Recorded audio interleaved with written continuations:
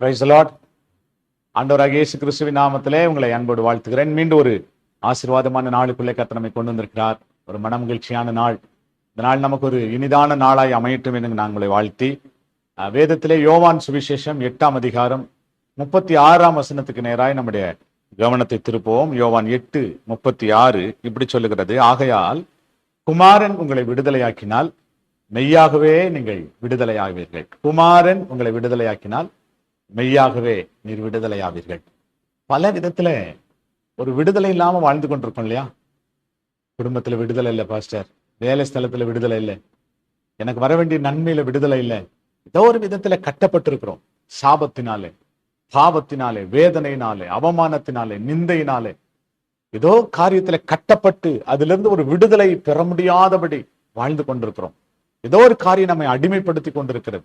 நான் என்னால சுயாதீனமா வாழ முடியல ஐயா, என்னால எனக்கு ஆண்டவர் கொடுத்த நன்மையை பெற்றுக்கொள்ள முடியல, எனக்கு ஒரு பெரிய விடுதலை இல்லை அப்படின்னு நினைக்கிற கர்த்தருடைய பிள்ளைகளை வேதம் சொல்லுகிறது, குமாரன் இயேசு கிறிஸ்து விடுதலையாக்கினால் மெய்யாகவே விடுதலையாவீர்கள்.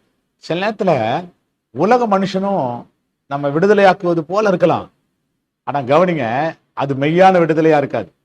ஆமா, ஒரு காரியத்துல விடுதலையாக்கி இன்னொரு காரியத்துல லாக் பண்ணிடுவாங்க உலகம்.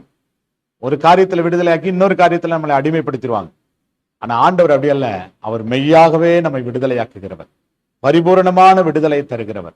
ஆகவே எந்தெந்த காரியத்துல கட்டப்பட்டு, எந்தெந்த காரியத்துல ஒரு அடிமைத்தனத்துல ஒரு விடுதலை பெற முடியாதபடி தவித்து கொண்டிருக்கிறோமோ அதை தேவனுடைய பாதத்துல கொண்டு வாங்க. இன்னைக்கு ஆண்டவருடைய சமூகத்துல கொண்டு வாங்க. ஆண்டவரே, இந்த காரியத்துல ஒரு மெய்யான விடுதலை வேணும் ஆண்டவரே. நீங்க கேளுங்களேன், ஆண்டவர் ஒரு மெய்யான விடுதலை கொடுத்து நம்மளை சந்தோஷிப்பாங்க.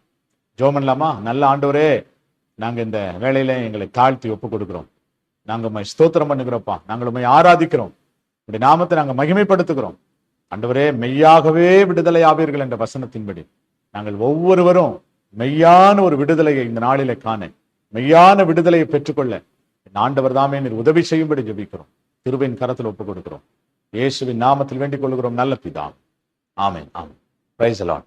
God bless you. கர்த்தர் உங்களை ஆசீர்வதிப்பார். ஆமென். அல்லேலூயா.